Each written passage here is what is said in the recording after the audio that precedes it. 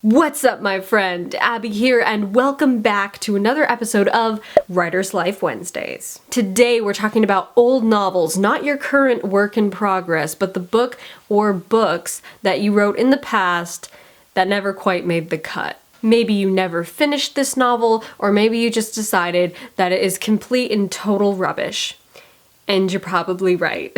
But sometimes there is gold hidden in those old stories, and they're actually worth restoring to glory. Sometimes your old books have a lot of potential and a special place in your heart, and all they need is just a little TLC, otherwise known as a lot of rewriting. But here's the problem we usually face. We look at that mess of an old novel, and we think about rewriting it, and we're like, I don't even know where to begin. Yeah, it can be really overwhelming, but that's why I'm here today to show you my rewriting process. I have rewritten several novels now, pulled them from the dark dungeon of my younger writing days, and restored them to glory. I can't say former glory because they were never, in any sense of the word, glorious, but now, my friend, they are glorious.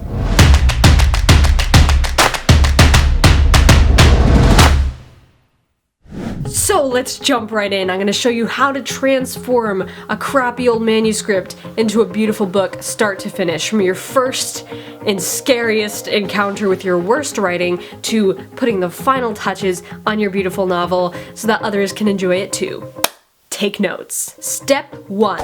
Brace yourself. Don't be scared. You're about to read your old manuscript, and who knows what horrors you'll find. So obviously it's going to be a mess, but don't forget why you chose this book to rewrite, because you see potential in it. There is something in this story that is worth saving, even if it looks like total garbage at the moment.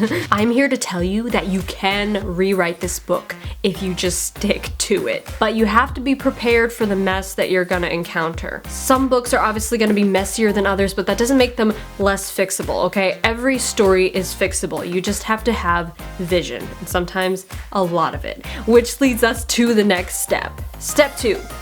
Make a blueprint. Create a vision for your new and improved book.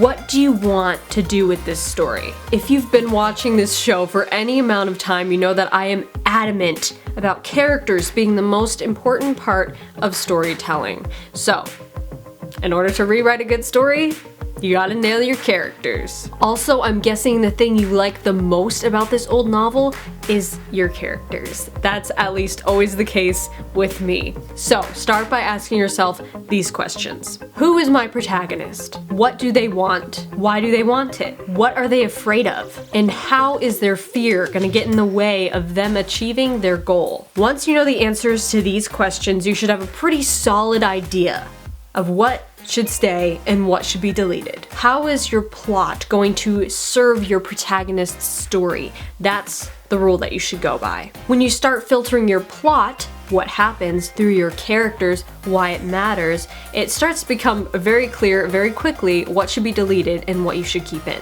If you want some more in-depth guidance on creating characters, I just made a series, you can check it out right here, about creating relatable, addictive, epic characters, and I just go way more into detail in that series. Moving on to our favorite step. Step 3.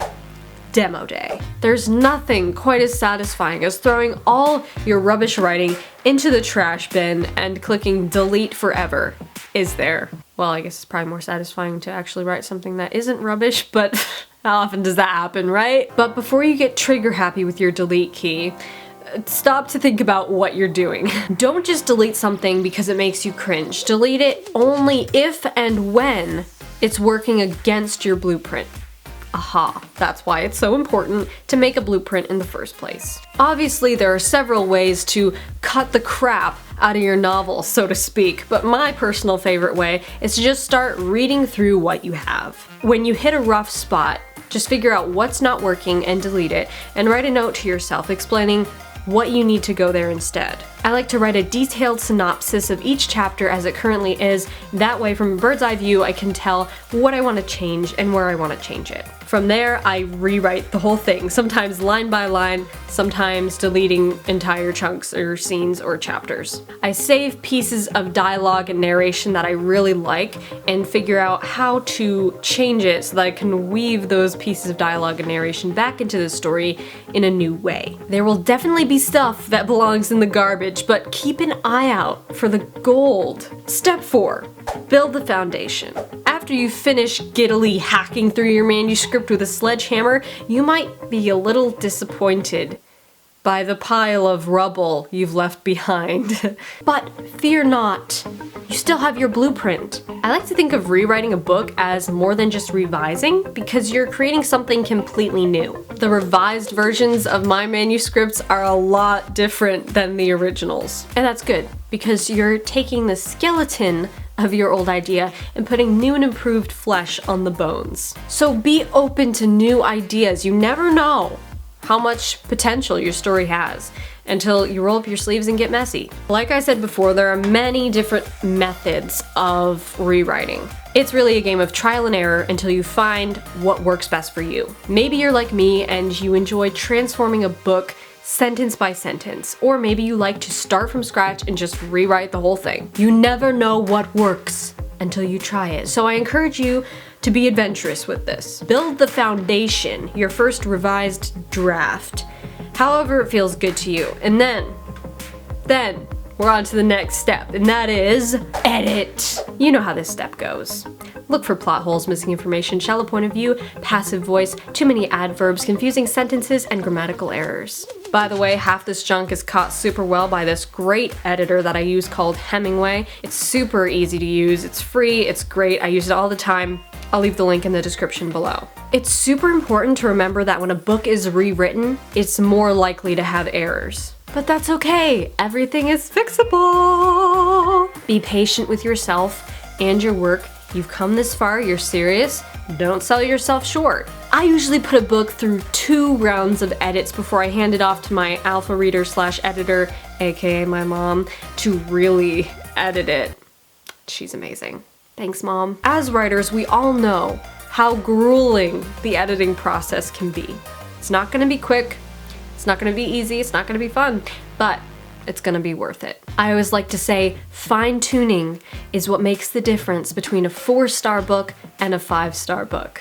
Remember that, because one day when your awesome novel is published and people are reviewing it, that one little star is gonna matter a lot. So take the time to make your work truly splendid. Rewriting a book is an impressive feat, and you'll be glad you did it.